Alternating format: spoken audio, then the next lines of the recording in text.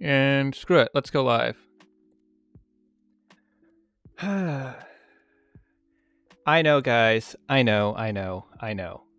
It has been a really long time. I've had some stuff going on in my life that meant that I couldn't really do this as much as I wanted to. However, we just had a massive hobby show event in Japan, the Shizuoka Hobby Show 2023. So I had to come back and talk with you guys about that because I know you want to see these kits. This stream is going to be uploaded in its entirety as a video, which I don't usually do with my streams, but in this particular case, there is a lot to talk about tonight, and I will not have time to edit this into a proper video, so this stream is going to act as a video. If you're watching the VOD after the fact, hopefully I'll have some timestamps down in the description or in the comments section, so you guys can skip through and kind of see the stuff they want to see without sitting through the whole 2-3 hour long stream. Likewise, I'll also probably not be hanging out and chit-chatting in the beginning here too much as I would like to and get caught up with you guys. I do want to save that to the end because, again, want to just get through the news part of this as quickly as possible since this is going to be going up as a video. So, we are going to begin with the big boy of the night. This was the big thing that got everyone excited. Gundam Build Metaverse. We heard the name. I think we saw a little bit of a teaser, the logo for this. They did a kind of a non-trailer for it that was mostly just build up for the show. But now we have the full reveal. We got a full poster here, a very low resolution one. Let me see if I can blow this up for you guys. There we go. Can you guys see that okay? That looks all right.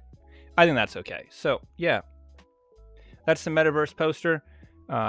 This is going to be a very obvious advertisement for Bandai's actual real-life Metaverse project, and it's also going to be a very short web series at only 3 episodes, so do not expect any cool, crazy story stuff out of this. We're not going to see, all these, grand stories of these previous returning characters from previous build series. This is going to be a very short series that's mostly just going to be an ad for the Metaverse, but it's existing, and because it exists, we're going to get some pretty awesome kits out of it. So right off the bat here in the front, you can see one guy here in the middle that is the one MS they've shown off for this, or actually one of 2 MS they've shown off for this, that we actually don't have an official kit announcement for yet, and that is this Barbatos variant you see right here in the middle. I'm going to see if I can get even closer so you guys can get a really good shot of him. So this Barbatos variant we did not see a kit for, however, with it being featured front and center in the middle of the poster, it's a pretty safe bet we are going to get one eventually. Likewise, there is also this Mecha Girl up here as well. She seems to be kind of based off Super Fumino with a little bit of G-Line inspiration thrown in as well. That we also haven't seen a kit of yet. And then there is this massive, seemingly Psycho Gundam-inspired mobile armor in the background that, according to a teaser poster we got from Bandai, apparently we are going to at some point be getting a model kit for as well. Now, the rest of these guys in the front, we have actual kit picks for those, so we're going to move right on to talking about that. Now, there was a new trailer that was dropped for the show as well. It doesn't really show you anything meaningful. You just see a shot of, some build up of different scenes from previous build series, and then you see a shot of the eyes activating on I believe on the Raw Gundam here, and then it shows you the logo. It's a very underwhelming trailer, so we're not going to go over that right now. We got our main character, and then guys, Metaverse avatar, and we have a sporting character and a character from the Metaverse that is probably just going to end up being her avatar.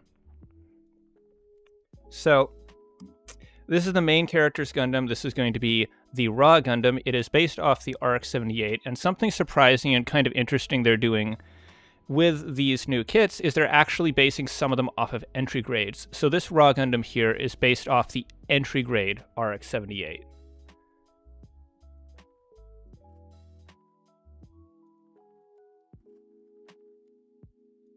So this is based off the entry grade RX-78. It's got a lot of new parts on it, obviously.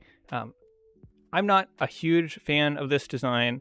I think it's kind of cool in some areas, but I think the roundedness of some of the new parts clashes a little bit of some of the boxier areas like the chest, so I'm not super big on that. But with this being an entry grade kit, it's going to be pretty cheap, so it could still be a worthwhile pickup.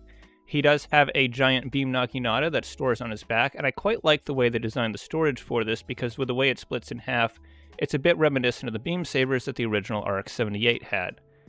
Of course, you can combine them together, and he's got this nice beam effect here. And this kit is going to be only around 1,000 yen, so pretty cheap since it is an entry grade, and that's going to be coming out in, what is that, 10? So that would be December, November, October. So this is going to be an October release.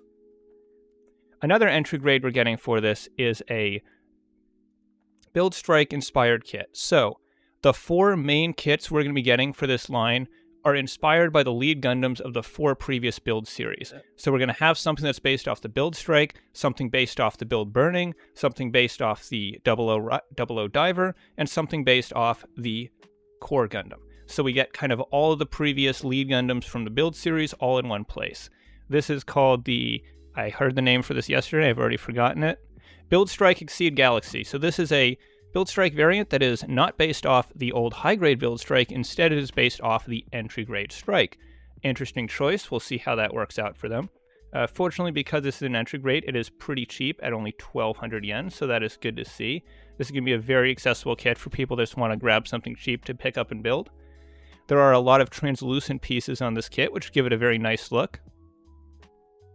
The backpack has a little bit of a gimmick to it, where it is some sort of core fighter-like vehicle. You can see the cockpit area kind of pointing down right here. It's not really a true core fighter because it doesn't actually go inside the torso, but with them modifying a pre-existing entry-grade kit, I'd say this is about as good as you can get. There are a lot of hard payouts on here, so if you want to attach some add-on pieces from previous Build Fighter sets, you can go right ahead and do so. But as it is, it's just a very simple little kit. And probably not going to be to everyone's taste, but if you just want a cool little kit to snap up, it looks like a pretty great choice. Just like the Raw Gundam, this is going to be coming out in October. Give me a moment, just got to grab a glass of water, and I'll be right back in a few seconds.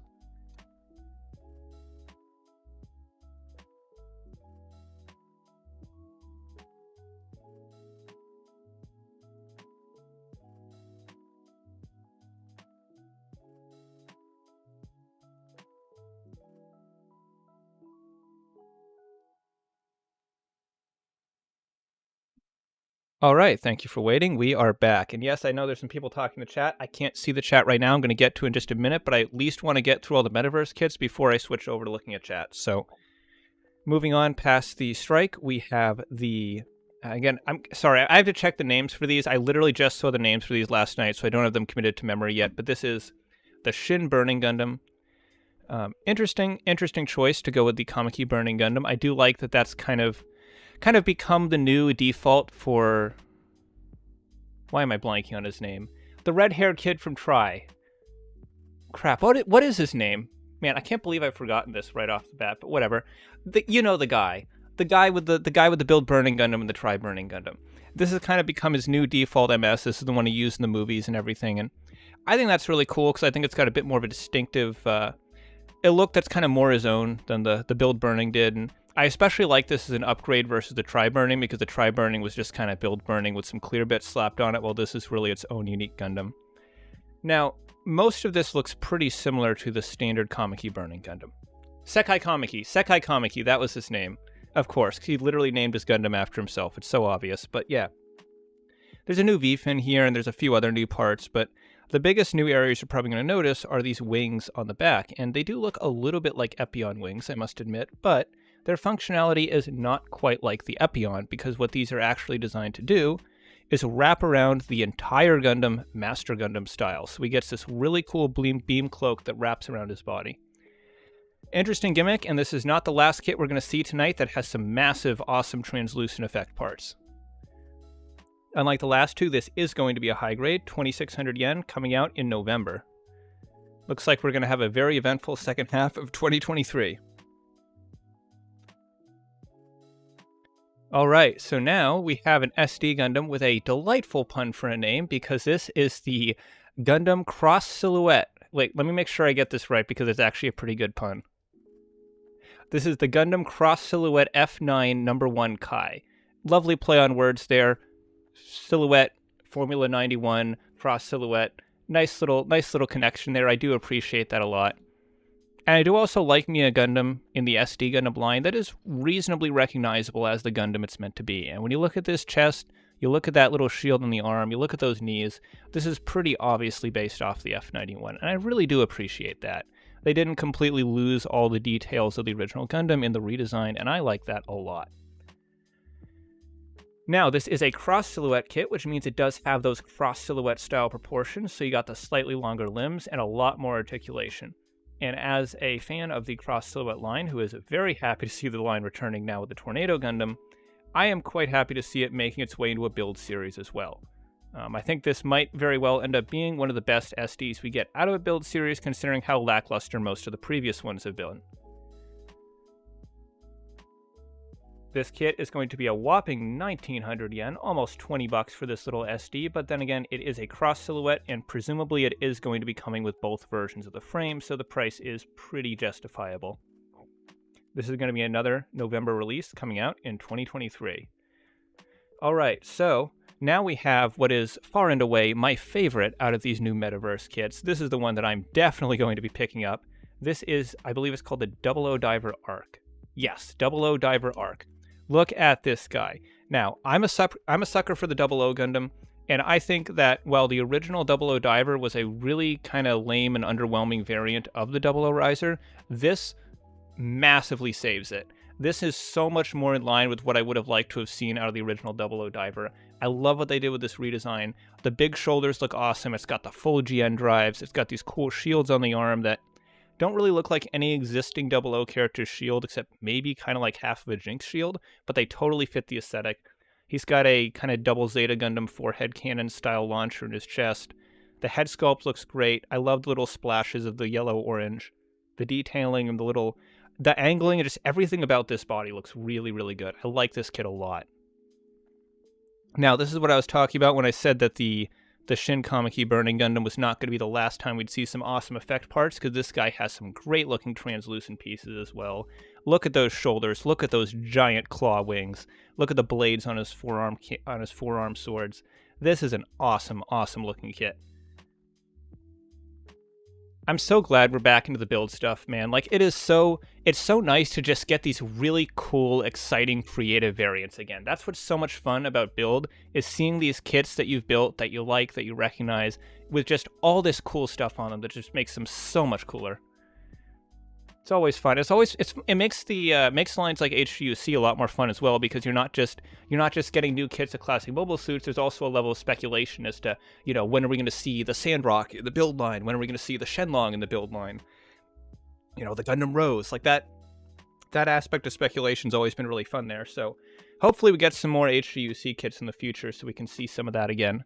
And speaking of HGUC, by the way, there isn't going to be very much in the way of HGUC at this event. Unfortunately, we're still kind of in that era of Bandai almost completely ignoring lines like Master Grade, HGUC, other sort of legacy lines like that, in favor of newer ongoing shows. However, with there being more content coming out right now / in the immediate future, there is quite a lot of kits to go through regardless.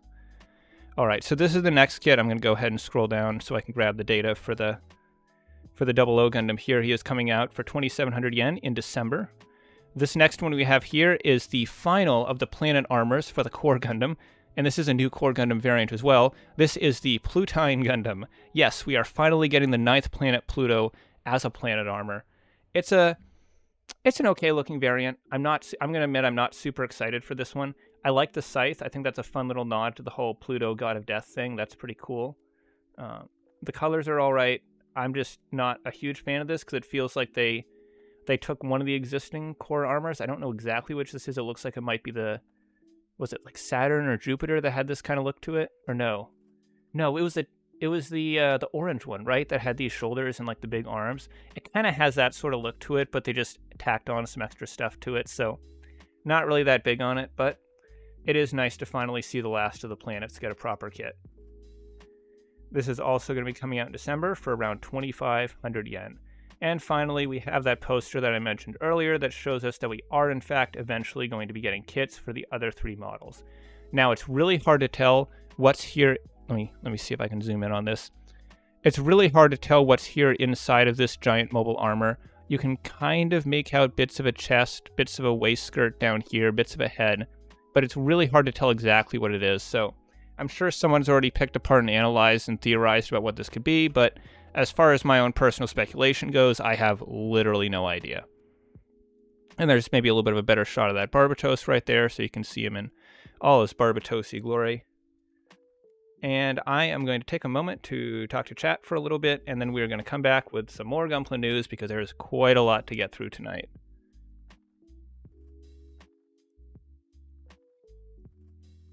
So hello everyone, welcome to the stream. Yes, Alter, I am going to get to the Koto Armored Core kits later, even if it's just going to be a brief mention, because that is something they talked about that is going to be pretty cool.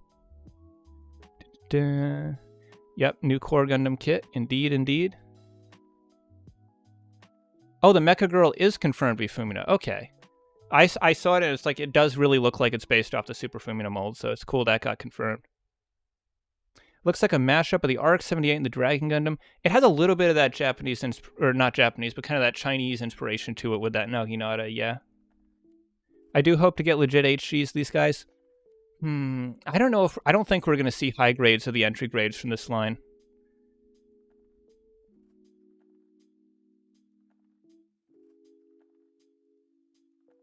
Or unless you were talking about HGs of them in general.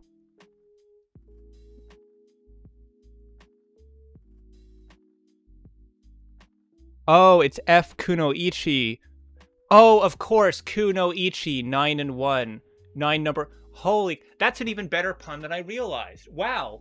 You know what?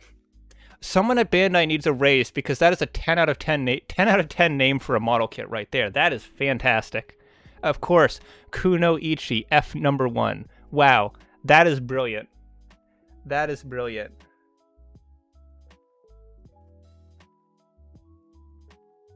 I think those pieces glow in the dark. I don't necessarily know if they glow in the dark, Reiji, but I definitely would not be surprised if they have some sort of UV reactivity to them. The two-arm shields seem to use the Qantas beam blade. It does look a little bit like this, like the hilt on the Qantas sword. That is true. Well, MG a legacy line. By legacy line, what I mean is the lines that focus on making modern kits of mobile suits from older shows. So stuff like HGUC, Master Grade, Perfect Grade, Real Grade, as opposed to lines like High Grade Witch from Mercury, High Grade The Origin, you know, Full Mechanics Witch from Mercury, those lines that do kits that are based off of actively running pieces of media. The legacy stuff I'm talking about is like Master Grade, HGUC, the lines that do new kits of older mobile suits. Those seem to be getting a lot of neglect from Bandai right now, and unfortunately, outside of the RG Epion, it seems like that's not really changing. And yeah, we still haven't gotten a single HGUC at retail this year. Pluto's not considered a planet anymore, so, you know, maybe they'll do something like that with this kit. Like, maybe it won't be a true Gundam, or maybe it won't actually be part of, what was his name? Hero, I think his name was? The guy from Re-Rise. Maybe it won't actually be one of his planet Gundams, and it's going to be like a copy of it made by someone else, and they'll kind of tie that into the whole Pluto not being a planet thing. Yeah, Saturn X. I think that was the one that had the similar shoulders. We will be getting... Yes, we are getting the P Bandai Death Scythe Hell. Man, at this point, when it comes to all these BS P Bandai releases, I'm just so desensitized to it now. Like, I don't even get mad over it anymore. I just see it and I'm like, yeah, that's just what I expect from Bandai now. My standards have dropped so far that I'm not even surprised anymore. Heard discussions about the mobile armor looking similar to the gigantic arm unit of a Hazel. It does look a little bit like that, but the Gundam inside of it does not look like a Hazel.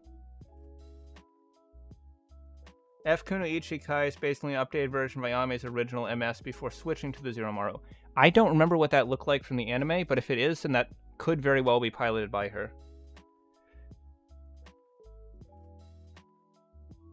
Build Metaverse kits or something. Now they're customs of custom kits. Yes, they are. It's really cool to see the build series come so far that they can actually do that now. All right, so I'm going to go ahead and we're going to move on to some of the non-build Metaverse kits at Shizuoka. And even though we've gone through like 6 or 7 kits already, I have an entire web browser of just chock full of tabs of more things to talk about. So we're going to be going this in the order that the Bandai Hobby official Twitter account tweeted about these, because I needed some sort of way to structure these. It's funny because last night was really crazy and hectic because someone was at the event taking photos when they were not supposed to be taking photos, so all this stuff was being leaked online like 15-20 minutes before it was actually being announced officially, so it was all this craziness happening. It was a lot of fun. But now we finally have all the official information, so we're going to be going through that tonight. So, First up, we have the MGSD. Now, speaking of leaked information, this is actually a kit that was kind of leaked early because when the last event happened, I believe it was the Spring Next Phase project where they showed off the MGSD Freedom. Or no, it was the winter. It might have been the Winter Next Phase because when they showed off the MGSD Freedom Gundam, right before that event, there was a leak that leaked pretty much 95% of what was shown off at that event. But there were a few kits that were mentioned in that leak that didn't actually get shown, and one of them was the MGSD Barbatos. So apparently the leaker was correct, he just didn't have his time frame exactly right. So here we go, MGSD Barbatos. They found a way to make another Master Grade Barbatos, because why make literally anything else from IBO when you can just do the Barbatos again? But in reality, I'm not complaining because this looks like a pretty cool kit. Now, I have not built the Freedom. I have not looked into the Freedom a ton, but it looked like a pretty cool kit from what I have seen. There was tons of detail and cool little gimmicks they worked into the model, so hopefully they do the same with the Barbatos. Let me see the next picture. Here we go. So this is an actual picture of it from the convention. Let me get a little bit of a clearer shot of this. There we go. So as you can see, it does have that Master Grade level of detail. So all those little elements like the white around the barrel, the cannon, the translucent red bits in his armor, all of those little details are rendered beautifully. He's got tons of panel lines. If you are a fan of SDs and you want something that is just way more detailed and elaborate than your normal SD, this is going to be the kit for you. Let me see if they had release info for this. Yes, so they don't have an actual concrete date. They're just saying 2023 autumn. Or wait, no. Hang on, let me try to read this. Second ban lifted, second edition has been lifted. Scheduled release in 2023 autumn, scheduled to be released all over the world in June. So I guess that means it's maybe getting an early release internationally, and then it's coming out in... Maybe it's coming out in like Japan in autumn, but why would they wait that long to release in Japan? That doesn't make any sense. I don't know. I feel like there's probably a mistranslation in there somewhere, but either way, it doesn't appear like there's a super concrete release date for this. And no, Johnson, no Command Gundam for MGSD. I wish they would do some of the original SD designs in this line, but it seems like for now they're just sticking to the really iconic lead Gundams like the Freedom and the Barbatos. Next time we get one of these, it's probably going to be another really popular lead Gundam, maybe like the Unicorn or the Ariel or something like that.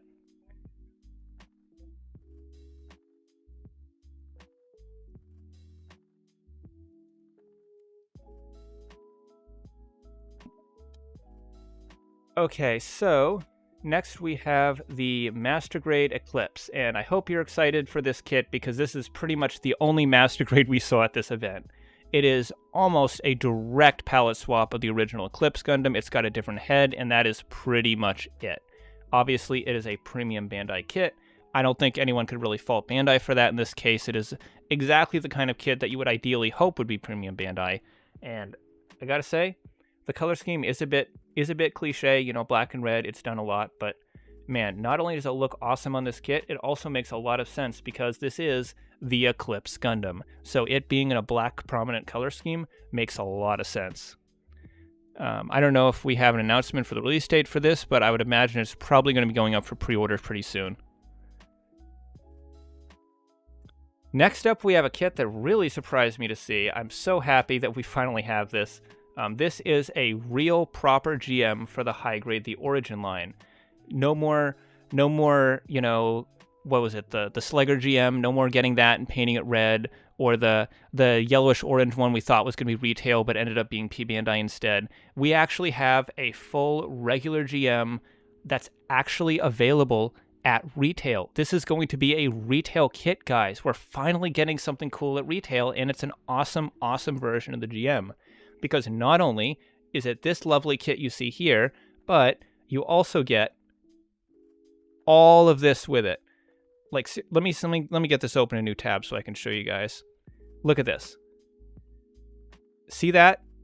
You get all of this crap with one copy of the kit. You get the shield, the bazooka, the sabers, the missile pods, all these different hand options, a shoulder cannon, 2 different versions of the spray gun, the RX-78's Origin style beam rifle, the shoulder cannon, everything. You get everything you could want for a GM all in one package. Absolutely insane loadout.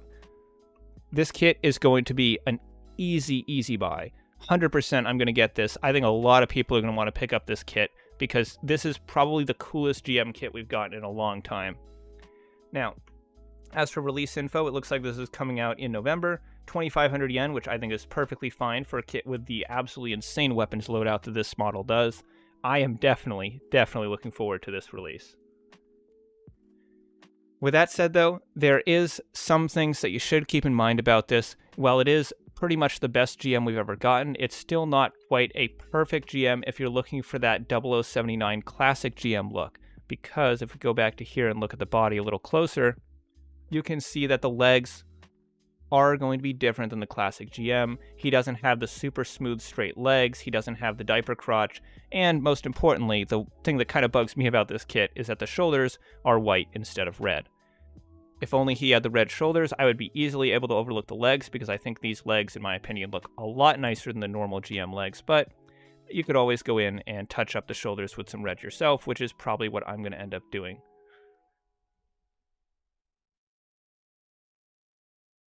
Just turn that up a little bit. There we go. And yeah, this GM is definitely going to sell like crazy. I honestly can't believe they gave it that many weapons and accessories. I thought for sure we would have gotten something like this. Let me grab the picture. I thought we would have gotten something like this at retail, and then the version with the missile pods as a P Bandai kit. I'm really impressed we're getting the whole thing in one go. That is super cool. Next up, we have something we kind of already saw. This is the 1100 Kampfer Schwer. This is another one of those, what was it called? Builder's Frontline, I want to say. That it's from the same origin point as the... Why am I blanking on the names of all these? That Impulse Gundam variant that we saw that was like really kind of like the gray one with the wings and stuff. This is from the same project as that. So Kampfer Schwer, it's based off some guy's kit bash, I'm pretty sure. It's a kind of neat variant of the Kampfer, but at the end of the day, it's still based off the old Master Grade Kampfer mold. They haven't really advertised any upgrades or improvements they're making to the mold, which they typically do when they're reusing a mold this old, so I don't know how much they're actually doing to improve it. And while it does look kind of cool, and I do like the Kampfer, it's a 6,000 yen premium Bandai kit, and that means that in the USP Bandai shop, it's probably going to be closer to $75 to $80, and I just don't want to spend that kind of money on an old Master Grade like this. It's a cool looking kit. If I saw one for $45, $50, I'd probably pick it up, but it's just not worth the P Bandai price. Now next up, we have a really surprising kit, because if you guys watched Unicorn, you remember this little worker unit that Banagher used in the first episode. In these type of little worker units, you see them a lot in Gundam, but they never really get any sort of actual model unless there's like really rare occasions like that little one that came with the HGUC GM Sniper 2, but outside of that, we don't really get kits of these type of worker units, so it was really surprising to see a, admittedly, Gundam base exclusive, but still, regardless, a brand new, all new mold, high grade of the TOLRO from Gundam Unicorn. It's got a working cockpit, there is some level of articulation to it, even if it is a fairly rudimentary kit, and I just can't believe we actually got this. This is really surprising. This is a Gundam base exclusive, so you are going to have to go to Gundam base to pick this up in Japan. However, there is also a very high possibility of this going up on the USP Bandai shop, because they tend to do that with Gundam base exclusives, so keep your eyes peeled in the next few weeks. We're probably going to see this go up for pre-order. It looks like it's going to be a 2,200 yen kit, which is, I would say, fairly reasonable for this, because while it is a little bit on the smaller side, and by the way, this is not 1/144 scale. If this was 1/144 scale, it would be tiny. It's clearly been scaled up to some larger size. I would say maybe like 1/30th or 1/40th. It's definitely a pretty big scale kit, but given that it's a brand new mold and probably going to be released in a limited fashion, I think the price is kind of understandable. And I don't think a lot of people are going to go for this one necessarily. I just think it's really cool that it exists, because these type of mechs don't usually get a lot in terms of model kits. I'm just going to grab a quick drink of water again.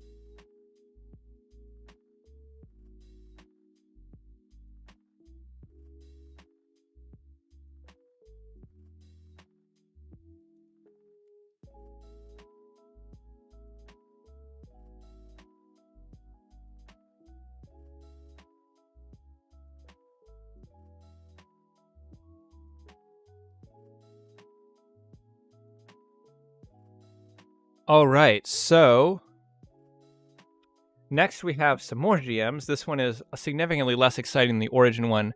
This is just a Gundam Base exclusive 3-pack of the GM, GM2, and GM3 with some new water slide decals.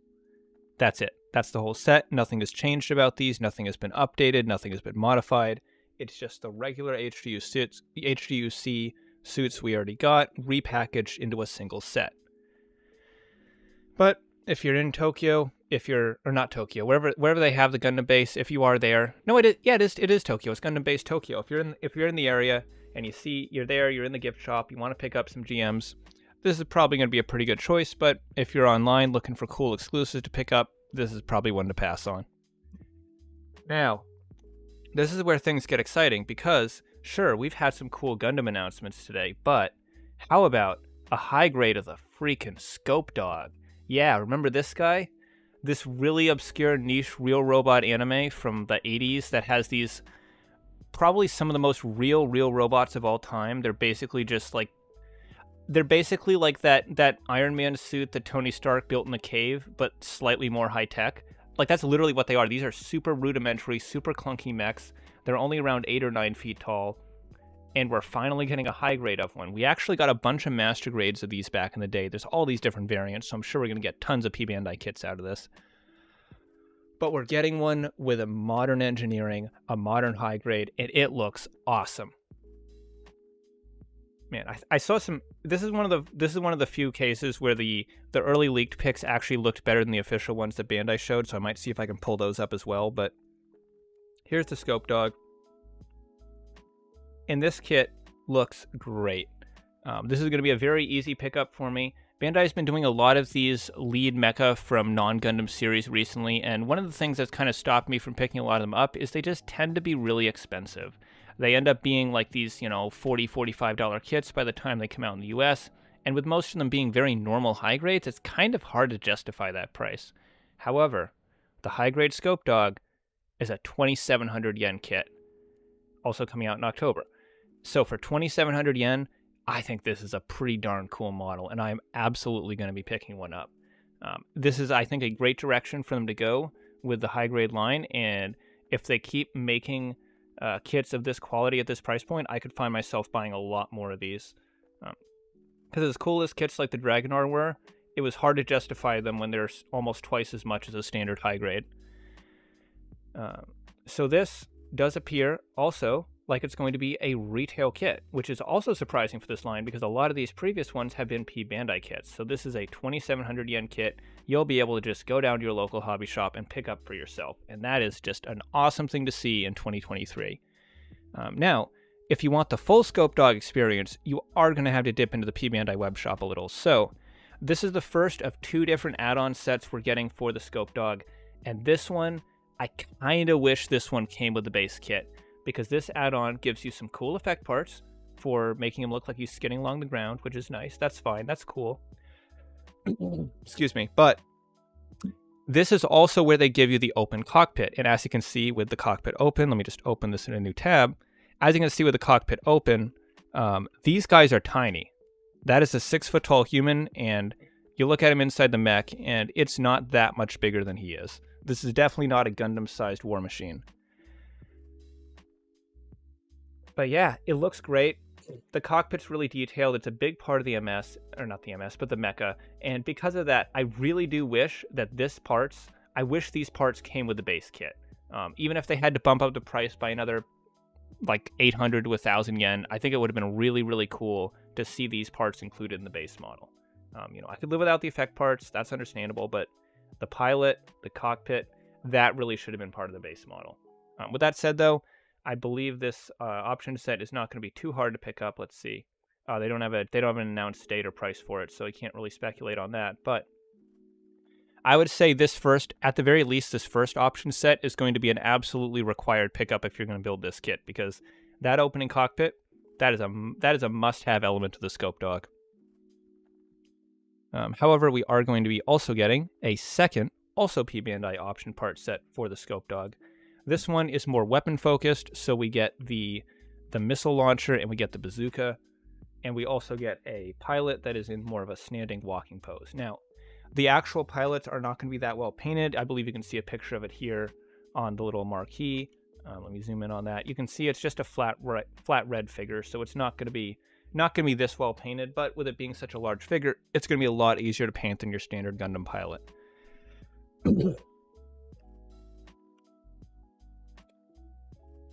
So yes, we are getting not just one, but 2 add-ons for the Scopedog, 3 great kits overall. I don't know if I'm going to pick up the second option part set, but the first one is a definite must-have alongside the base kit. I am definitely going to be picking these up, which is a rare sight to see when it comes to non-Gundam models, because I'm very much a Gundam fan, but when I see something this cool at a good price, I gotta pick it up. And speaking of non-Gundam kits, we got a few more to talk about before we wrap up tonight. First of all, 30-minute missions announced a couple new models. This is the Acerbi. This is a sort of not so much mecha girl in the traditional anime girl wearing armor sense, but more of a kind of girl that is a mecha sort of look. There's a specific, I feel like there's a specific like anime or cartoon that has a character in it that kind of looks like this that I'm blanking on the name of. But it definitely looks like it's inspired by that. It also kind of looks like those Paulinian figures, I think they were called, from a while back. So this is definitely going to open up a lot of opportunities for the people that like these type of designs. It seems like a fairly popular aesthetic for people to go for, but it's also one that doesn't have a lot of kits and figures out there. So I think there's going to be some people that are really going to want to pick this up. It's an interesting hybrid middle ground between your standard Mecha Musume and also your classic mecha models. Really surprising to see this in the 30-minute missions line, and I would like to see what sort of options and add-ons they make for these in the future. Let's see how much these are, or if they've said it yet. New aircraft exhibition area. Yeah, I don't think they've shown an MSRP for them yet. I'm just going to double check here. Oh, never mind. Here we go. So they're coming out in October and November, and yeah, they're not listing an MSRP. Okay, so that's to be announced, I guess. But they did have a very cool display for these. So if you watch this video here, you can see, let me zoom in on this.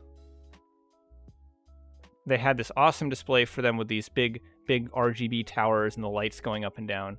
Pretty impressive way to display some not super remarkable kits. So I'm surprised they went through this much work to give them a cool display at the event, but you know what? There are still going to be people that are interested in these, so that's cool. Now, what's also cool is that Kotobukiya, and this is the only Kotobukiya thing we're talking about today, just because there was some other Kotobukiya stuff and some Good Smile Company Moderoid stuff at the event, but I'm not really as well versed with those companies, so I couldn't really tell what was new and what was just stuff they've been showing off for the last 5 years. As is always the case with these events, there's all sorts of old and new stuff mixed together, so for some of these companies where I couldn't really parse out what was new and what wasn't, I just kind of skipped over them. But one thing that is definitely new from Kotobukiya is it seems like we are going to be getting more Armored Core kits. Now, Kotobukiya has made a lot of Armored Core kits in the past, but with a new Armored Core game coming out soon, it looks like they're spinning up the model-making machines again, and we're getting some new Armored Core kits. So that's really cool to see. Glad to see the new game is not going to be going without models. I'm definitely looking forward to it. I believe it's a PS5 exclusive, so I'm not sure I'm going to play it immediately on launch. I might wait for a PC port, but if it turns out to be a really cool game, I might just use that as an excuse to buy a PS5. And finally, another non-Gundam kit. This is back to Bandai, though, because this is another one of their high-grade Macross kits. Now, I'm not a Macross guy. I've tried watching it a few times, never really was my thing, couldn't get into it, but I have seen so many people gushing over these kits. Apparently, they've done a really, really good job with these high-grade Macross units. And it looks like we're getting a third one. So the first one we got was this little beige guy. You can see a little bit of him down here in the bottom corner. And this is, as far as I understand, kind of like a rival unit to him. I remember I started watching the OVA these two are from, and unfortunately I just couldn't really get into it, but I do remember there being like this really high-tech blue aircraft mecha, and I think that's what this is supposed to be. And this is going to be the third unit in the line because there was a red mecha from another Macross series they had in between them, but regardless, the line seems to be going strong, and with it already having 3 releases after a relatively short lifespan, I'm hoping that we see more of these in the future because from what I've heard, a lot of the existing Macross kits are not that great. So, That is not everything they showed at Shizuoka, but that is everything that I felt worked well in this video and everything that I could confirm was in fact new. So I think, unless I find something else that I forgot about, that's going to do it for now. So we are going to switch over to the chat view so I can actually see what you guys are talking about. And we're going to hang out here for a little bit. Let me see. How long have we been streaming for? Oh, it's only been 40 minutes. Okay, we could be here for a while.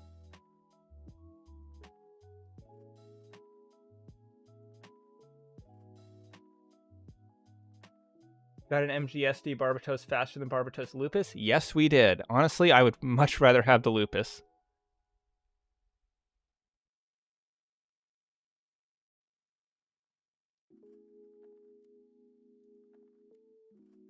MGSD is definitely a line I'm more interested in than regular SD, primarily because they don't have stickers galore and actual articulation. Yes, it's really cool to see this level of quality applied to the SD aesthetic, hence why I previously liked SD Cross Silhouette. Oh yeah, Cross Silhouette's awesome. Easily the best SD line they've done, and I'm really glad to see that they didn't let it die completely, because that Tornado Gundam's going to be an absolute must-have pickup for me. Give me an MGSD Knight. Oh, dude, I wish Riku. Like that would be so cool if they did MGSDs of the actual original designs from SD Gundam, but I don't know if that's what they're going to be doing with the grade. MGSD ARC 78-2 when? Probably pretty soon. I would say that's definitely one they'll get to soon. And yeah, that GM is going to sell like crazy. Bandai, hurry up and give us a modern GM ground sniper type. We already have a modern GM ground sniper type. It was a P Bandai kit, but they based it off the GM ground type mold they came out with in 2017, I want to say. It's definitely not an old kit. With us getting the Votom kits, what other old anime Sunrise Plamo would you want to see? Dogram for sure. Dogram would be cool.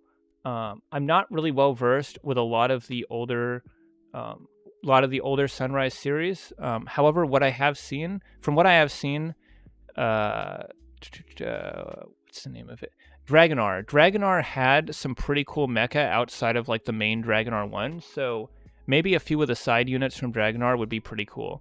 Because I'm always a big fan of mecha anime that have very diverse and interesting mecha design that's not just the same mecha copy pasted over and over. So that's one of the things I like a lot about Gundam, and there are not a lot, but there are a few other mecha anime that really seem to have that design aesthetic to them, and Dragonar is definitely one of them. There's a lot of really interesting and unique looking mechs in that series.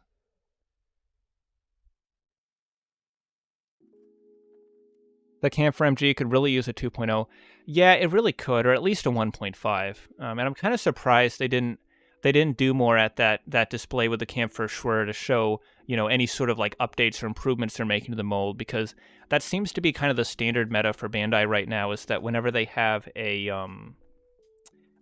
new kit that's using tooling from an older model, they always seem to make a big deal out of ensuring that that they've made updates to the mold so that it's up to modern standards. So either they're not announcing that yet or showing it off yet for this kit, or they're not doing it at all. And if it's the latter, that would be very surprising, since that seems to be a tried and true successful method for Bandai so far. Those yellow worker units are perfect to shove a Haro inside. I don't know if they're big enough to fit a Haro Pla in. If you could find a really small Haro, or maybe 3D print one, it might work. The most real robot in Gundam was actually the gun tank in those prototypes. Yeah, the gun tank is about as real robot as it gets in Gundam.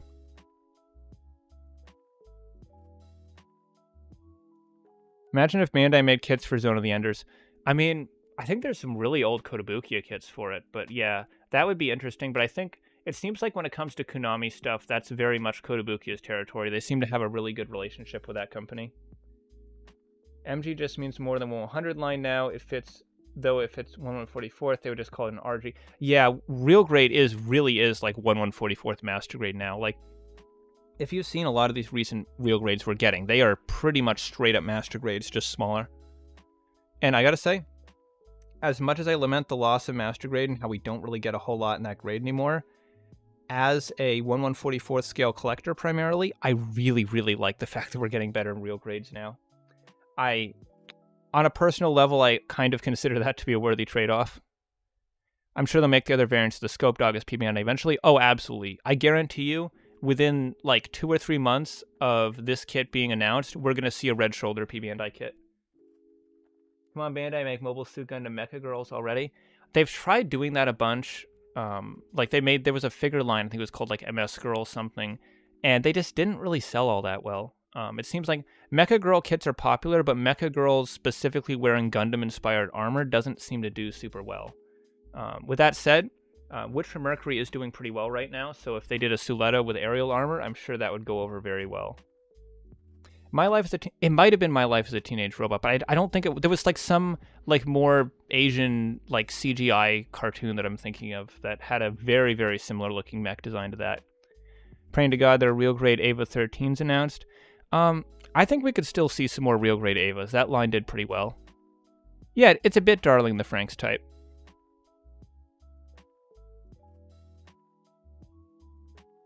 Drossel, that's what it's called. Drossel from the Fireball series. That was the mech I was thinking of.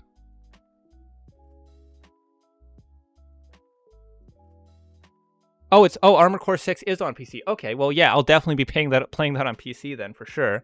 Hell, I'll probably stream it when it comes out. That'll be a really fun game to play on stream. It's on Steam? Awesome. Yeah, hopefully, though, hopefully the PC gaming industry figures out their port issue by the time that game comes out, because boy, oh boy, of the last, like, 6 or 7 major AAA releases, has been an absolute cluster on PC at launch.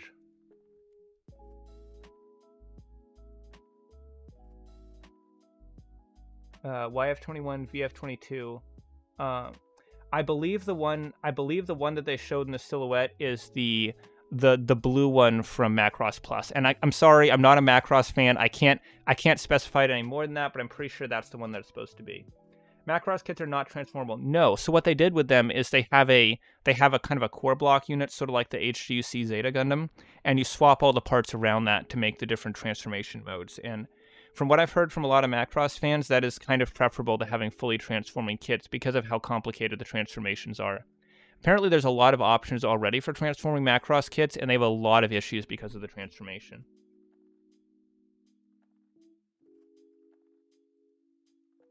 Boohoo, I really wanted Bandai Armored Core kits. Yeah, that would have been kind of cool, but honestly, Kotobukiya's quality is pretty good now, so I'm not too bothered by that. The inevitable Zowart variants. Oh yeah, Zowarts. The Zowarts would actually look really cool on an Armored Core shelf. Hasegawa Macross kits are non-transformable. Yeah, I believe they are, but I think I was talking about like the it might have been Bandai actually that made the older Macross kits that could transform. It was like a Macross Delta thing, I think. Hey, 2S, I'm getting some 3D printed HG parts from Etsy, and man, is it a gold mine? Yes, there's a lot of cool stuff in the 3D printing scene right now. I've not looked at pre-existing 3D print parts to like buy online, but I have been printing out some of my own stuff recently, and it's a lot of fun.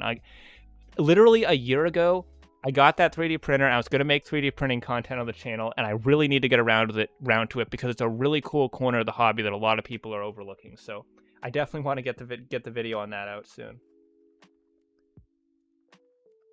Can't wait to add the Pluto armor to my new color Devala and Core Gundam 2. Black armor would mesh well with the Gundam-based black parts I'm going to use. Oh yeah, an all-black look would look good. A 2S stream? Is today going to rain? Yeah, Dipper, it's the end of the world. I finally decided to start streaming again. Which Bandai would make Escaflowne kits?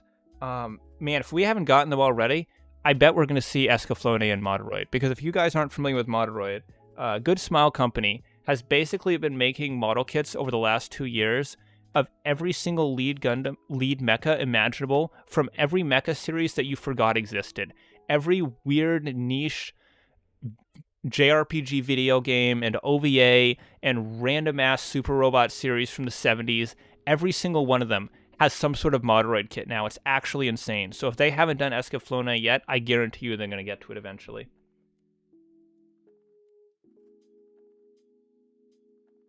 Will I do a video of the Zeta Verka?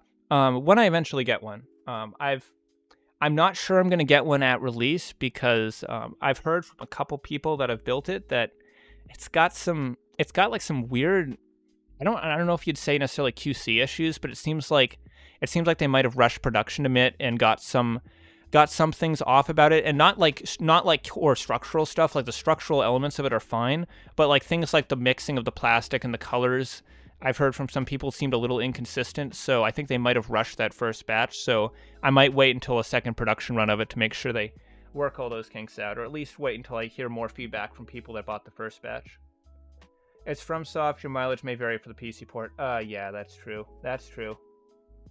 I missed the Witch from Mercury episode commentaries. Yeah, it was a lot of fun. I kind of just, after December, I kind of got into a bit of a funk and had some stuff going on, so I didn't really feel like streaming anymore. And I haven't actually been keeping up with season 2, but I got the episodes downloaded, so I'm gonna get caught up on them soon, because it seems like from what I've heard from people that have been watching the show, that's been getting really interesting lately. So I definitely want to get caught up on that. Bandai could probably make a fully transforming Macross kit work. From what I've heard, they've tried it in the past, and apparently it was a little bit hit or miss. I got some new weapons meant for the Zeku Ein, showed pictures to the server when it's done. Awesome. Having a 3D printer is my goal in life. Have so many robots and mesh to copy. Yeah, and the awesome thing about it now is if you're going with the FDM printers, which are the ones that print the kind of like the additive printing of the plastic, those you can get now for like $250. Like they're expensive. They're still expensive, but they're like attainable, like consumer electronic product expensive, instead of being like insane, $2,000 pieces of laboratory equipment. And it's really cool to see how far down the prices on those have come, with them still having pretty high quality. And if you want to go the resin printing route, that's only like $300, $350. Like it's honestly amazing how affordable 3D printing is nowadays. Moderoid already had Escaflowne kits and they were meh. Oh, that's unfortunate. Hell yeah, Moderoid, love to get the Icer. Yeah, I want to do a video on Moderoid at some point, because it's actually insane what they're doing with that line. They are putting so much work into that. They did Gunsword as well. Honestly, everything that I recognize from SRW, I feel has showed up in Moderoid at this point. It's actually insane. You could do a really cool SRW display now. Oh, yes, the new Hajiroboshi. That's the kit I was going to talk about. Okay, so hang on. So that's going to be weird for the people that already tuned out because they thought the Gunpla news was over, but there is actually one more kit that I want to talk about that I thought I added a picture to my queue of gallery photos to scroll through, but apparently not. So let me just grab that again real quick. Where did I put it? I saw it in here somewhere. Here it is. That's the wrong window. Let me drop that into here. And here we go. So we did get a teaser for a new high-grade variant of the Hajiroboshi in the HG line.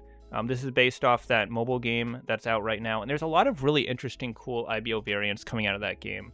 Maybe that'll be another stream for another time, maybe, is going through all the new IBO variants from that game, but this is one we are getting a model kit of, and quite frankly, I am amazed that we are still getting high-grade Iron-Blooded Orphans kits, because, guys, it's easy to forget this, but IBO was from 2015. That show started 8 years ago. It is closer to its 10th anniversary than it is to the air date of the first episode. So the fact that we're still getting kits for this line is absolutely insane. Like, usually Gundam shows never have this kind of longevity. When you have something like, Age or G-Reco that flops, those get their kits axed immediately. Even shows like 00 that do pretty well, you don't see kits for them for 8 freaking years after the show ends. The last time we saw something like this was with the high-grade Seed kits, and that was because Seed was pretty much the most popular Gundam series of all time. Like, Seed is insanely popular. However, that actually segues great into something else I wanted to talk about, because I thought this was really cool. It's not directly Gunpla related, but I wanted to bring it up anyways. Let me see if I can remember which channel this was posted in. But I saw something pretty cool that I wanted to share with you guys about Witch from Mercury. Which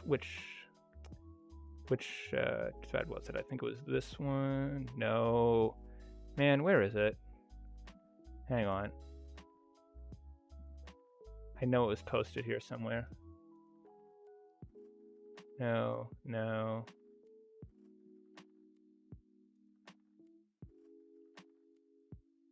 Oh, here we go. Found it. So, apparently, which from Mercury has contributed to a massive, massive boost in sales for the entire Gundam franchise. And when I say massive, I mean a 30% increase over the previous year, when normally Gundam's revenue goes up by a couple billion per year. This is absolutely insane. If you look at the fiscal years here, you can see that this fiscal year, April 2022 to March 2023, that Witch from Mercury happened entirely within this section. And look at the difference between that and the previous fiscal year. 100 billion versus 130 billion. That is an insane jump in revenue. And Witch from Mercury clearly is just absolutely killing it right now. Now, the one thing that is a little bit unfortunate about this list is it looks like they only go back to 2008. And that's unfortunate because as interesting as it is to compare this to things like 00 and Unicorn and IBO, I really wish we could compare the numbers for Witch from Mercury to the numbers for Gundam Seed. Because as I just mentioned, Gundam Seed did insanely well. Like, high revenue for a anime period, not just for a Gundam series. Like, top... At the time that I checked up on this stuff, and it might have changed since then. I know we gotten some really popular anime in the last few years, but last I checked, Gundam Seed and Destiny were in, like, the top 10, like, most profitable merchandise anime of all time. Like, it was insane. So if Witch from Mercury is up in that range, I really wish we could actually compare the numbers for them, because I'd be really interested in seeing if Witch from Mercury has finally dethroned Gundam Seed. That would be really awesome to see if that was true. Unfortunately, though, it looks like these numbers go back to 08 alone, so there's not really a whole lot we can glean from that. That said, clearly Witch from Mercury is doing a lot for Bandai right now, and with the success that it's having, I think that really changes a lot of the things regarding the merchandising of that show. I think we're going to see a lot more Witch from Mercury kits than they were originally planning on making.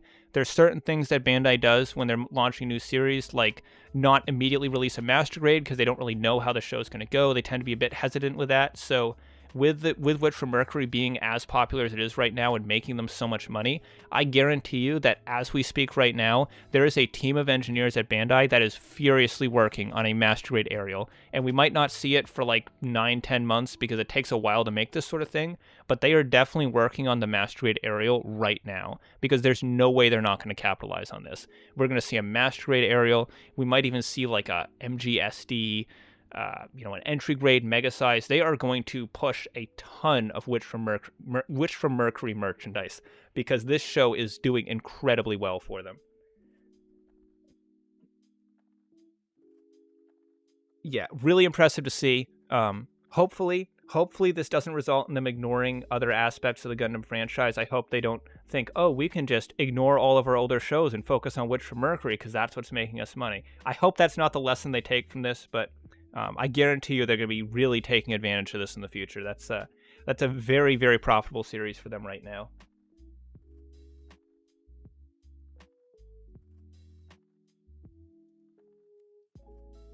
And yes, you do have to remember to account for inflation, but even then, inflation didn't go up 30% the last year, so it's pretty safe to say that that was a massive jump from Witch from Mercury.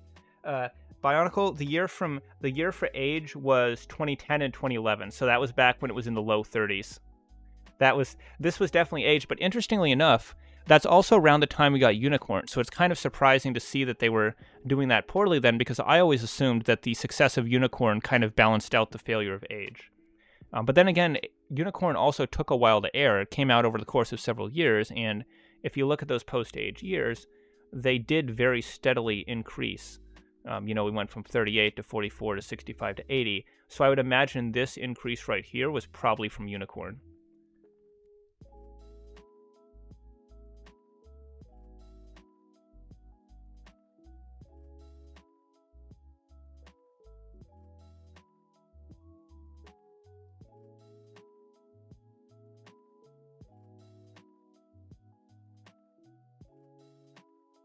Excuse me for a second, I'm just getting caught up in the chat.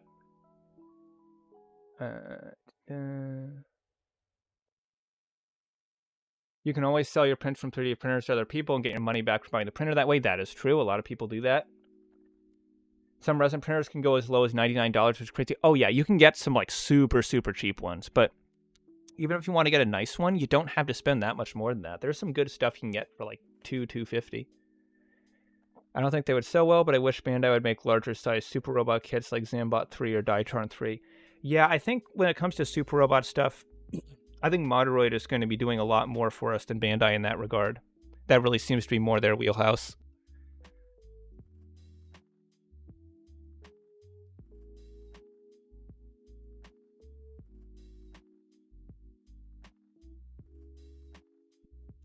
And yes, Riku, they do still continue to make 00 kits, but they're P Bandai releases. They're not like full mainline, out there on retail store kits. Like, yeah, we definitely get P Bandai kits for some of those older lines. We absolutely do. But seeing stuff at retail at the rate that we do for IBO is kind of unprecedented. Bionicle, yes, I saw the Bionicle reference in the Ninjago set. Man, that's a long 5-month Bionicle tangent, but welcome back to us. Yes, we were gone for a while.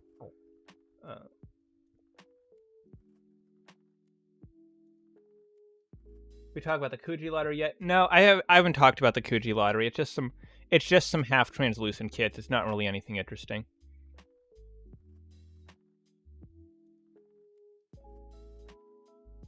Next MGX is Aerial, calling it now. I mean, honestly, it could be. They could absolutely do an MGX Aerial, because I could see them being hesitant to do an MGX for the current show's lead Gundam, because they're such expensive kits that they might want to have something at a lower price point. But they already do. It's the full mechanics. So with the full mechanics at like a low MG price point, it's entirely possible that for the master grade, they could go for some super big premium MGX release. And with all those glowing parts that change color on the Aerial, that is just ripe for an MGX. There's all sorts of cool tech they can incorporate into that. Acer, this list is specifically for revenue for the Gundam franchise. So Bandai's revenue for Gundam specifically. Are you playing Gundam game Gundam Destiny versus Seed on PlayStation? I have played that before. Yeah, it's got really janky controls compared to the later Versus games, but it's pretty fun still because you have such a wide variety of MS you can play as from Seed. You fall into the Hololive rabbit hole. Oh, that's a fun rabbit hole to fall down. The VTubing stuff happening right now is pretty insane. Was it quality of Seed or just the timing? A little bit of both. It was very carefully calculated to be as profitable as possible, and they made all the right decisions to make an absolute juggernaut of a show from a marketing standpoint. It really does hit all the right notes for a Japanese audience, even if it doesn't mesh as well with foreigners.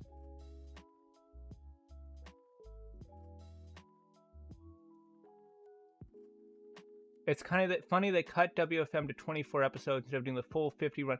Yeah, that really surprised me, because when we first heard about Witch from Mercury, they were talking about it as like a Core 1, Core 2 situation where the 24 episodes that we're getting right now were supposed to be Season 1, and we were presumably getting a Season 2 later.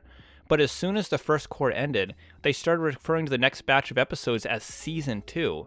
And that's so weird to me. Like, it almost makes it sound like they don't have as much faith in the show, and they're like, "Oh, we're gonna cut this down to half the original size." But that's so weird, because clearly going off the numbers, this show is doing insanely well for them. So I would imagine they'd want it to last for as long as possible.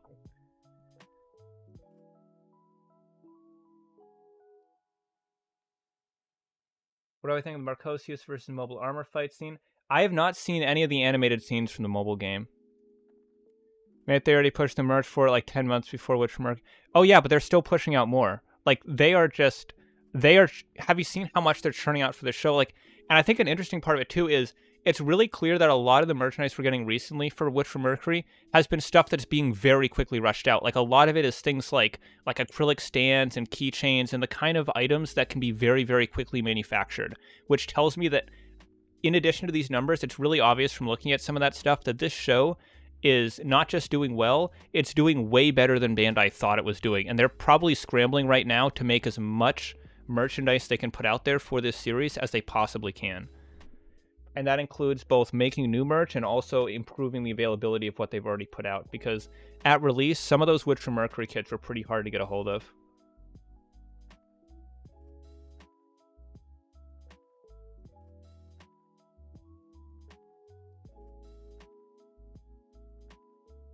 2017, I guess, was built. No, 2017 would have been...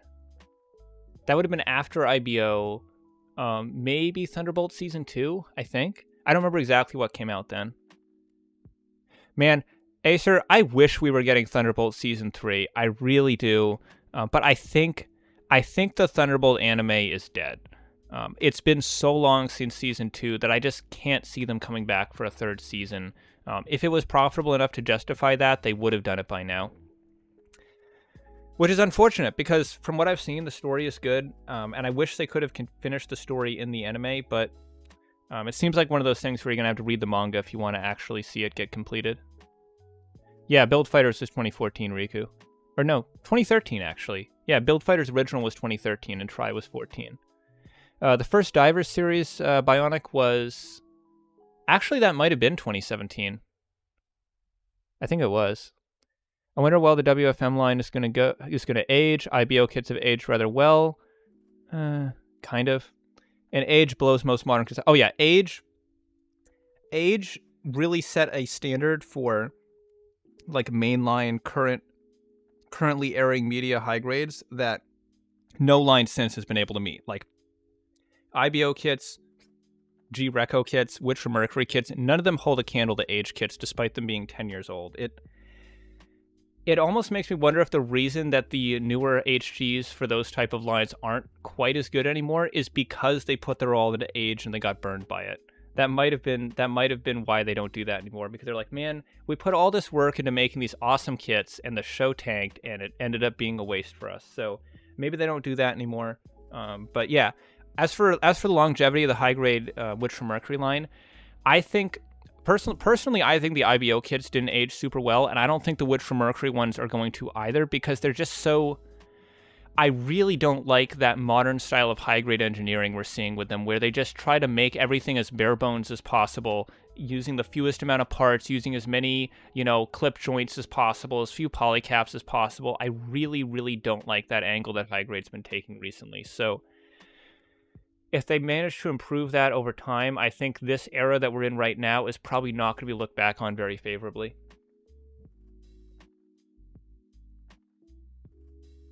I wonder if that's since Gundam Metaverse is kind of a crossover series, they'll exploit in both the brand with some kits they didn't make quite yet. Probably, yeah, they're definitely going to incorporate a lot of stuff from previous series. The more they made new HGIBO Gundam kits, the worse the mold degradation is.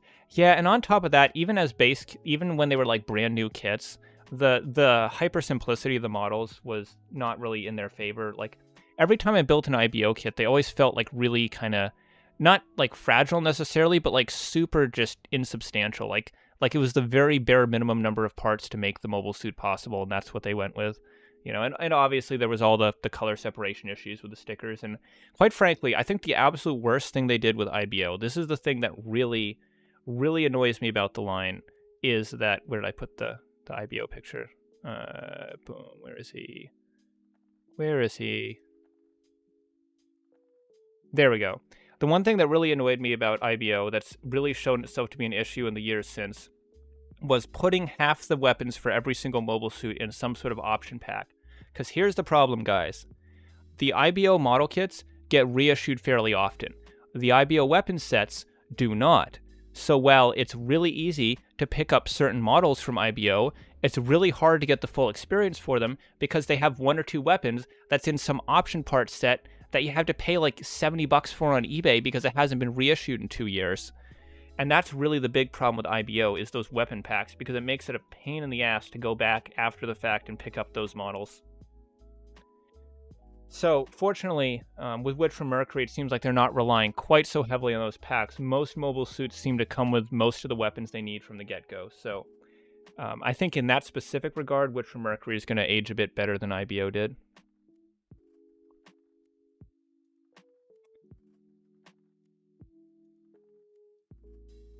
Oh yeah, ID Monster. Clearly the revenue boost is from Kyokai Senki. That anime just was such a massive success that it boosted them into the stratosphere. In fact, it did so well and Gundam did so poorly, they had to loop it into the Gundam numbers to make Gundam look like it was doing better. Yeah, honestly, I'm amazed Kyokai Senki even got that OVA that it's getting. Because that just... Like, it almost doesn't make sense given how poorly the show did, but hey, I guess there's money coming from somewhere. Maybe there's some rich oil baron in Saudi Arabia that really liked that specific anime, so he's funding the sequel. I stuck to Robot Spirits for Witch from Mercury. The sea clips are so worrisome. Yeah, honestly, I'm kind of more interested in the Robot Spirits Ariel than I am the high grade. Not necessarily because of the kit quality, but just because I really don't like the proportions on the HG. And I want something that's more in scale with the other kits than the full mechanics is. MGX probs actually Cassie. I can't imagine them doing an MGX of the Cassie. A Cassie would be expensive enough as it is. If they made that an MGX, that would be like a $500 kit. If we get Cassie and Penelope as master grades, they're going to be just regular Verkaz. Yep, may or may not be planning to hop into the V2BC myself. That would be fun. Like, I've actually thought about doing that too, because I don't really show my face much in these videos, and I feel like it'd be kind of jarring if I just spontaneously did it out of nowhere. So maybe it'd be fun to do a VTuber avatar for Channel 2S, make a character and a face to put to the voice. They did rush the series, which is such a shame. Not sure if you're talking about Witch from Mercury or Kyokai Senki. If you're talking about the first season of Witch from Mercury, I definitely do agree. I think no, never mind. Witch from Mercury, the opposite problem. Witch from Mercury was freaking slow in the beginning. So hopefully they fix that for season 2. I guess I'll find out when I watch it. But Kyokai Senki, I've not watched at all, so I can't really comment on that. Maybe they intend to do 4 seasons. Maybe they will do 4 seasons. But if they do, man, I wish it was easier for them to know ahead of time how many episodes they're making for the show, because that would really fix a lot of pacing problems. Like, even if I haven't seen season 2 of Witch from Mercury yet, but even if every episode of season 2 is an absolute 10 out of 10, that won't change the fact that the pacing in season 1 was just so bad. Like, they dragged out that first arc so long to make it fit a 12 episode core. If this was like an older Gundam series where they were like a straight 25 or 50 episode run, I think they could have really improved the pacing a lot. And they should definitely go for another 25 episodes. I don't think the show can wrap up every plot thread in the remaining 7. Yeah, this seems like a very, very plot dense show that, man, I hope the second season isn't the last one, because otherwise they're going to have the complete opposite pacing problem that season 1 did. They underestimated the power of the Yuri shipping community. Yes, that's a dangerous weapon to utilize, but a very effective one. They clearly focus on their absolute magnum opus of franchise named Kyokai Senki to bring them massive millions. Yes, Kyokai Senki truly is one of the anime of all time. Anyone know how much Kukuru, Stone, and Hathaway contributed to those numbers? It's hard to tell. I would imagine not a lot. We barely got any merch for Doan's Island at all. It almost seemed like an obligation from Bandai, where they're like, fine, here's a fixed figuration figure and a couple P Bandai kits, and like that's all we got from it. So if that really performed better than it did, we would be seeing a lot more merchandise for it. And outside of model kits and figures, there was basically no merch at all for that movie. Especially when you compare it to something like Witch from Mercury, where it gets everything from, potato chips to keychains to, real life versions of their school bags and uniforms and everything. Like, there is so much merch coming out for Witch from Mercury right now.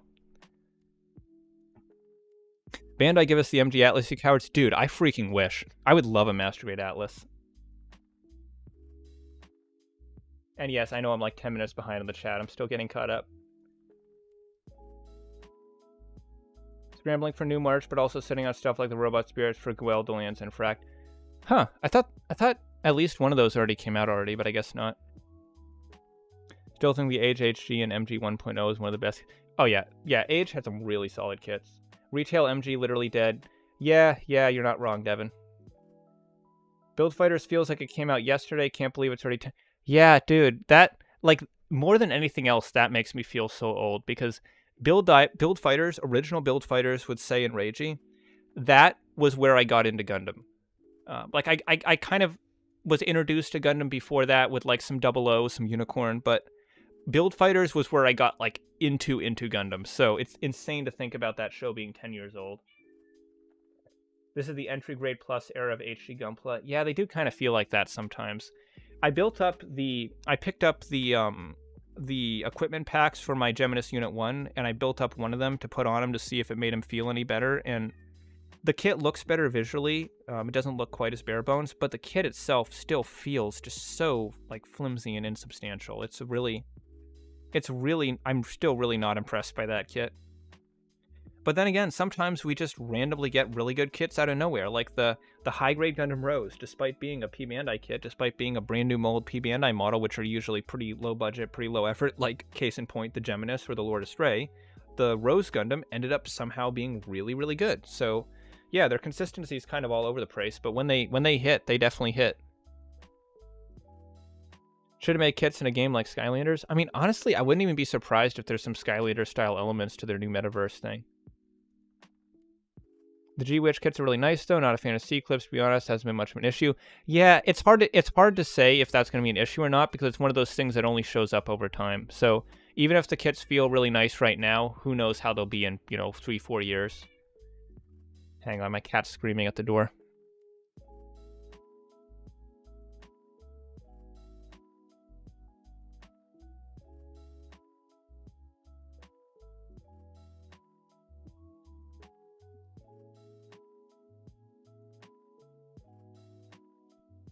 It doesn't matter where she is, she's always got to be on the other side of the door.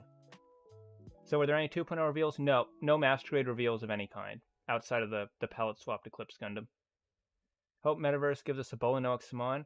Oh, that would be cool, because that's pretty much one of the last things we really need from Zeta at this point. And it would be great if they could sneak that into a build series to kind of subsidize the mold cost a bit.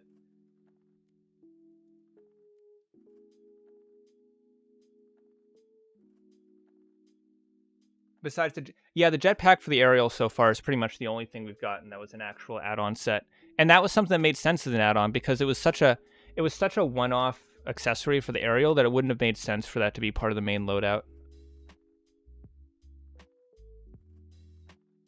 I don't even know what Battlelog's been doing is even relevant.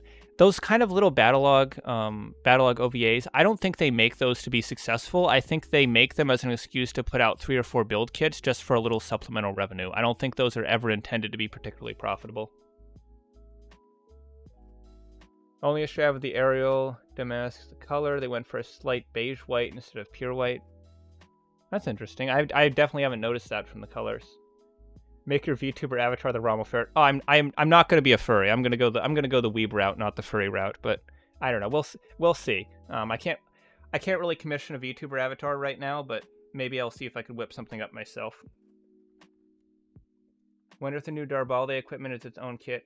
I would expect that to be an add-on set, probably. Only good thing about WFM for me is the kits are sold at my local Target and are dirt cheap. Yeah, Target's actually been stocking the aerial recently, and it's only like $14, I think, which is pretty darn good for a US store. Oh yeah, Matter. There was no master grade stuff. It was just it was some high grades for the new build. Let me scroll out on that a little bit. Some high grades and an SD for the new build Metaverse series. So we got a variant of each of the previous lead Gundams from build. A couple of them being entry grades, a couple of them being high grades, and then we got a new RX-78 variant. And then we got MGSD Barbatos. Where's the GM? Here we go. We got a Origin GM, like a regular GM, and the rest of it was just some miscellaneous stuff. Unless you're interested in high grade Scopedog, which was pretty awesome. So yeah, there was no new master grade, unfortunately. Yeah, no aerial tomato soup. That seems like that would be would have been a good collab for them to do. Or maybe even like fresh tomatoes, because I'm pretty sure I've seen anime produce before. Like, I don't remember what anime it was specifically, but I remember seeing pictures of some anime that did like a brand collab with like a banana farm or something. Like it was some random piece of produce in grocery stores that had stickers on it with anime characters. So there's definitely precedent for it. So yeah, give us the Suleta tomatoes.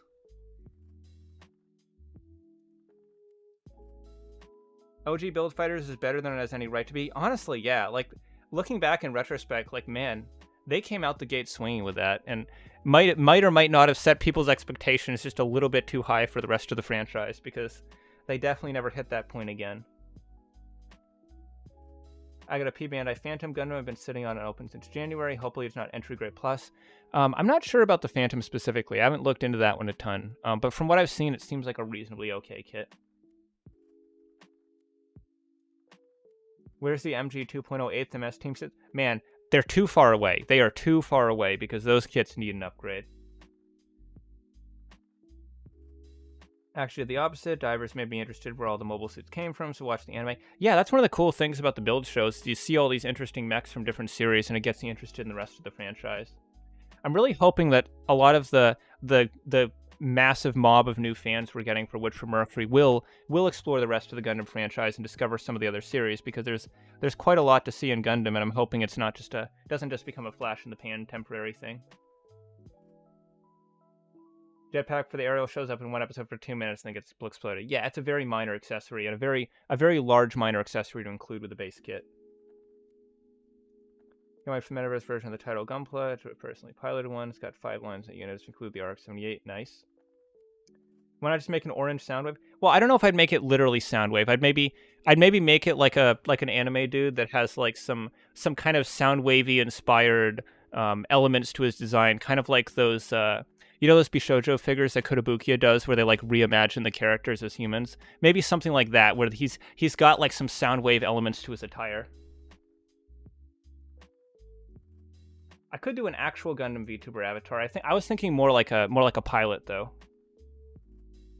Could be, yeah, I could go the PNG streamer route. I was kind of hoping to get more 86 mechs. I mean, honestly, I didn't know there were more 86 mechs. From what I heard, the show was reasonably popular, so I would have expected it to get a little more merch than it did.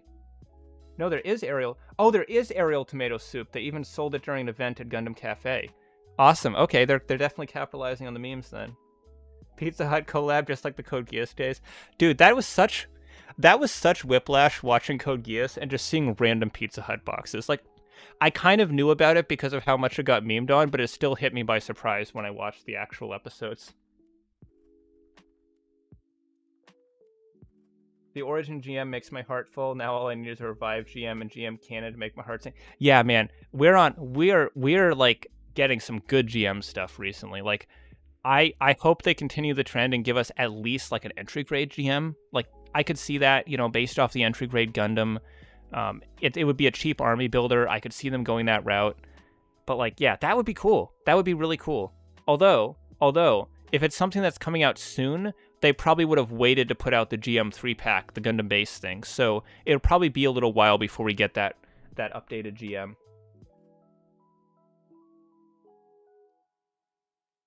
Also gives us a slew of red-colored drinks with Seletta's name on it. Ah, yes, I love drinking the blood of my enemies. Phantom is awesome. I'll show pics and server. Oh yeah, it's a really cool kit. I haven't like looked at like reviews of it that like really break down the construction and assembly, so I wasn't sure how much it relied on like the simpler style engineering versus the more classic high grades, because it's really frustrating now with a lot of these P Bandai kits because, for example, the Lord Astray. I love the Lord Astray. It's one of my favorite Astray variants. I've actually I found a custom Lord Astray phone case that I picked up online that's going to be coming in soon. It's a great looking Gundam. I love it a lot.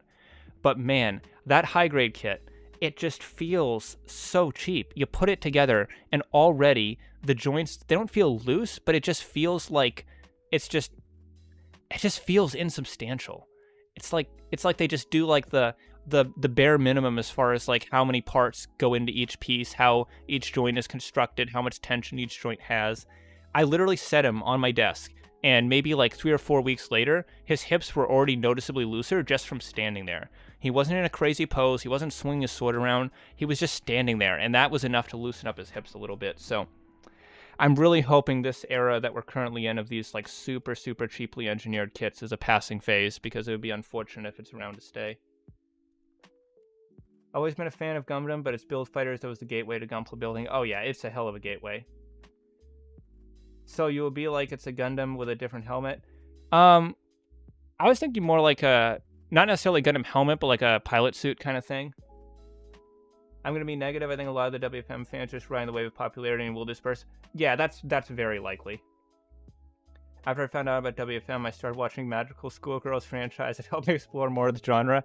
Yeah, I mean, apparently there are a lot of similarities between it and what was it called? Utena, I think. I wonder if Bandai is going to lessen the number of MG kits they reprint, reissue, and further. Unfortunately, I think it's pretty likely. Like, man, the worst thing that Bandai does right now that I hate so much is when they take kits that used to be retail and they re-release them in a limited fashion. There have been many times now that we've gotten reprints of retail kits that we haven't gotten reprints for ages, and they make it a Gundam base exclusive, or they make it a P Bandai exclusive, and it's so frustrating to see. Because it's like they're retroactively making retail Gunpla even worse than it already was. And they always make sure you saw the entire Pizza Hut, the entire Pizza Hut logo on the pizzas in Code Geass. I'm disappointed the Armored Core kits will be made by Kotobukiya. Could Bandai make it too? I think it mostly just came down to Kotobukiya already having an existing relationship with them. You can do an 801 from Destiny as your VTuber face mask mouth plate. Maybe. Let's see. Hang on. Let me. 801 Gundam. I'm not exactly sure what that is because I didn't watch a lot of Destiny. Yeah, it's redirecting me to the Age 1, so I'm not exactly sure what that is. FM Forbidden, yeah, they showed off the FM Forbidden a bit, but it pretty much looked like what we'd already seen of it. There weren't like any new features shown off or anything. Nothing worse. I get the feels cheap. Yeah, it's so disappointing. And I remember there was a period of time where I was building like 3 or 4 kits in a row that felt like that, and I built the full Glanza afterwards, and man, that was like it was like eating like saltine crackers for a week and then biting into a steak. It is such a huge difference between that kit and what we're getting nowadays. Optimus Prime helmet with a V-fin.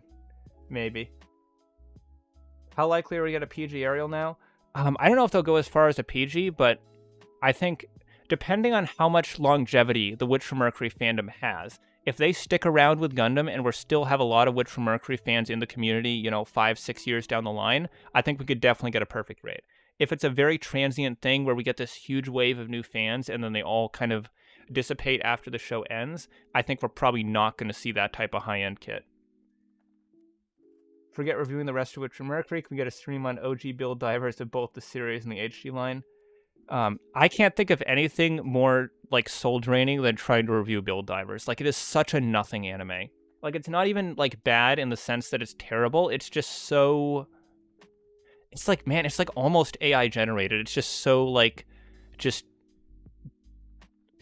like toast. It's like eating a piece of toast with nothing on it. It's not even something you could review. Oh, Destiny 2 by Bungie. I see. Ada 1. I think I know what you're talking about now.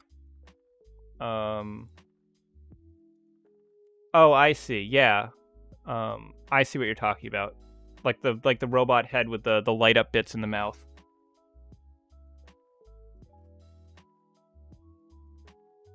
Age deserved better, at least for the story. Yeah, they put their all into Age, and it's really unfortunate that it turned out the way that it did. Arrow's gonna get milked by the unicorn. Possibly. It depends on how many variants the Ariel gets, because part of the reason the unicorn's so milkable is not only is, and yes, that is a real phrase I just said, not only is it a very popular Gundam, but it has 6 or 7 different variants that are just palette swaps of it. So if we get that kind of variation for Ariel, I think we'll definitely see a lot of milking of it in the future. But if all they can really make out of it is the basic Ariel and maybe a heavy retool into the rebuild, I don't think it'll be as profitable for them to do that. The advanced grade line was essentially Skylanders. Yeah, it kind of was. They incorporated the chip system in for the arcade game. Given how many Yuri fans were shocked with the WFM Season 1 finale, unlikely they'll stay. Yeah, that might have filtered out a lot of them. Wish to go back to Gunpla, but Leviathan box is too good to be missed. I'm gonna be honest with you, dude, I have no idea what that sentence means. Didn't they make a live version of Divers? Oh, yeah, there was that live action build thing. I actually haven't seen that. Maybe I should watch... If I could find a way to watch that on stream and not get like a copyright takedown or something, I might do a live reaction to it, because it's really short. It's only a few episodes, and I haven't seen it before, so that could be a fun stream. To be fair to us, WFM is pretty much the same in terms of quality, except it presents itself as a serious show. Yeah, but it's clearly working for it in terms of popularity. At the very least, it was RG. Oh yeah, RG Epion.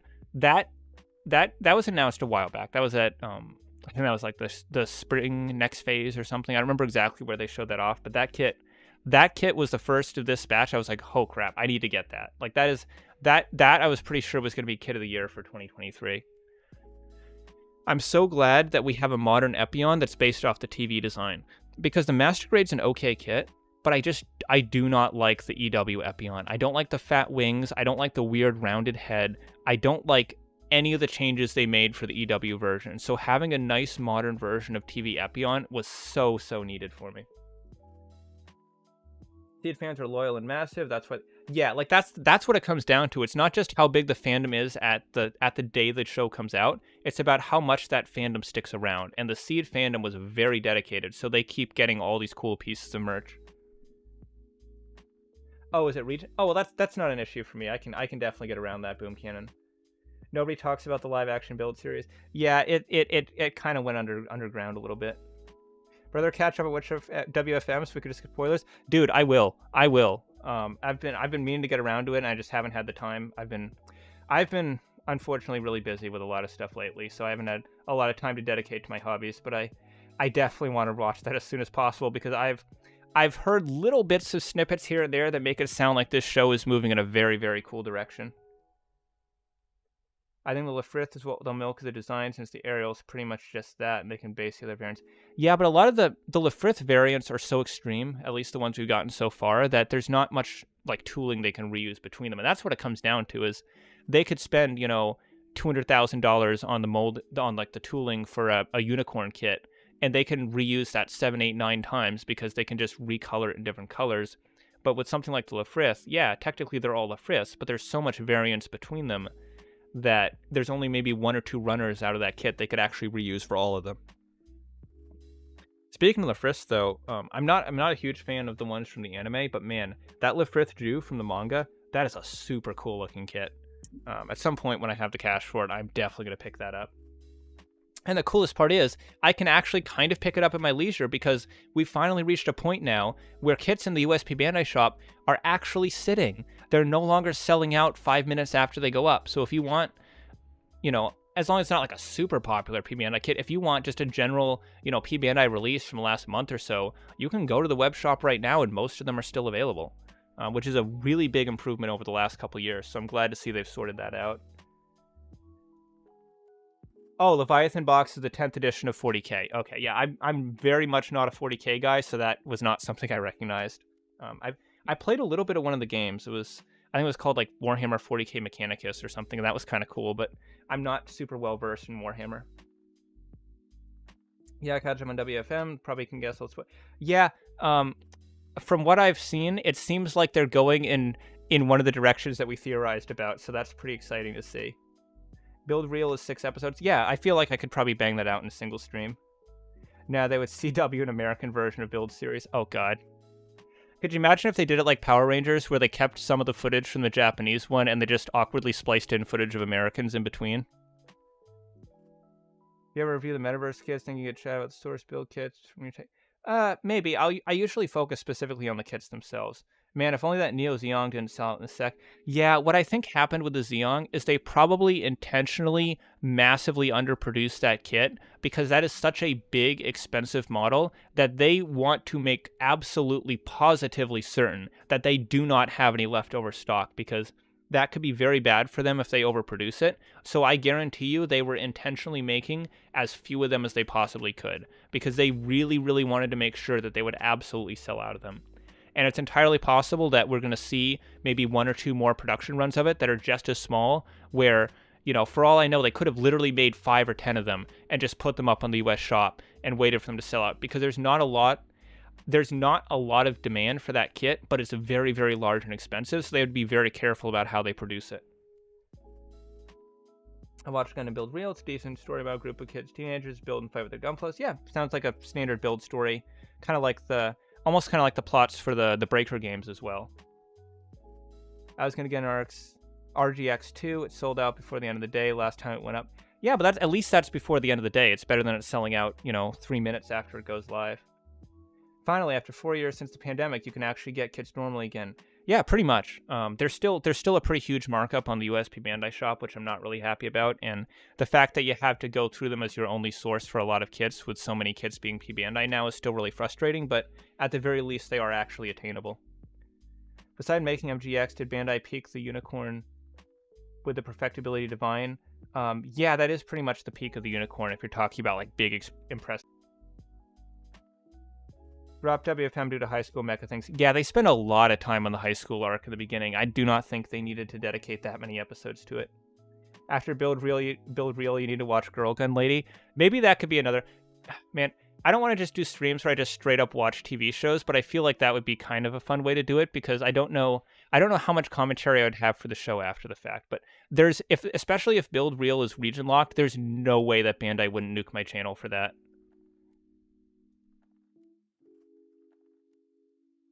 Re-100 Neo Zeong.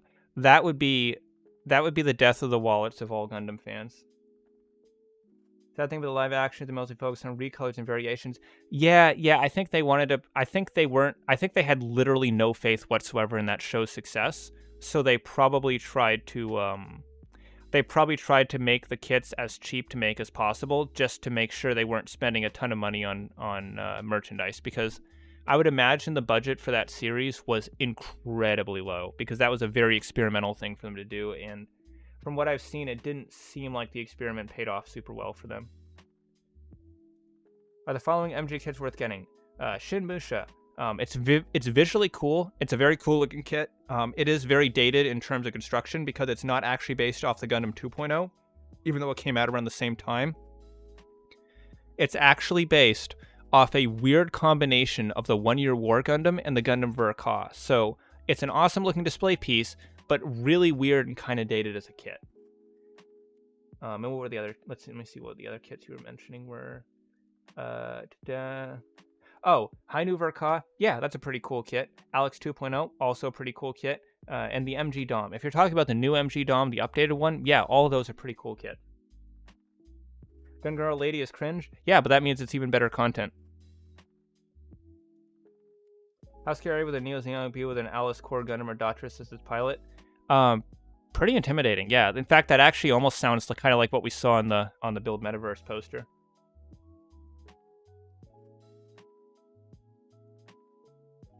You can watch or rewatch a stay as Bionicle Tangent. Yeah, I'll call it a Bionicle stream, but it'll actually be Build Real. Yeah, the Bionicle Tangent is fun. That's a good meme for the channel. I'm glad that became a thing. MG Blue Duel and Verity Buster. Oh, dude, I wish. You know what? The funny thing is, Bandai is probably not going to give us one for a long time. But let me grab something here real quick. There is actually a third-party kit that came out recently that looked like a completely original, unique design. But if you look closer at it, it is totally just a stylized Verde Buster. In fact, someone actually made a conversion kit for the head for the ruling that turns it in to a full-on Verde Buster. Like, you actually get the visor and everything. So if you want a Master Grade Verde Buster, in-era ruling might be the way to go. And yeah, it is a really expensive kit, but it is Master Grade sized. It's got a die-cast frame. So yeah, like this thing plus that conversion kit is probably the best Master Grade Verde Buster you're going to see.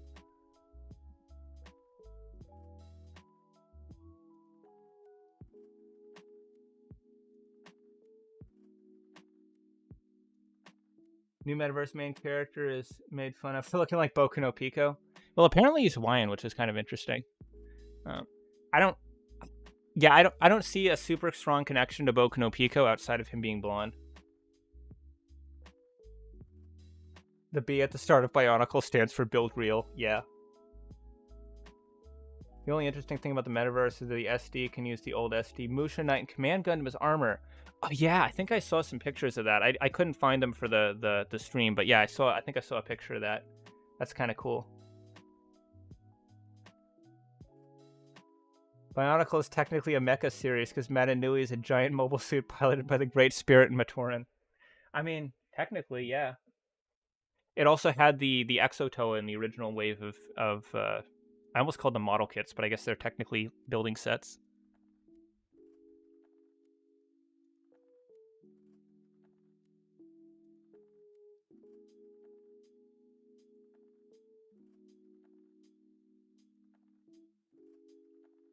Well, so for streams in the future, I would like to get back to regularly streaming at least as often as I can. My schedule might be a bit hectic going into the future, but I'll try to stream when I can. I want to finish the Real Grey Gao Gaigar because we started that back in November and I haven't touched it since. I really want to finish that.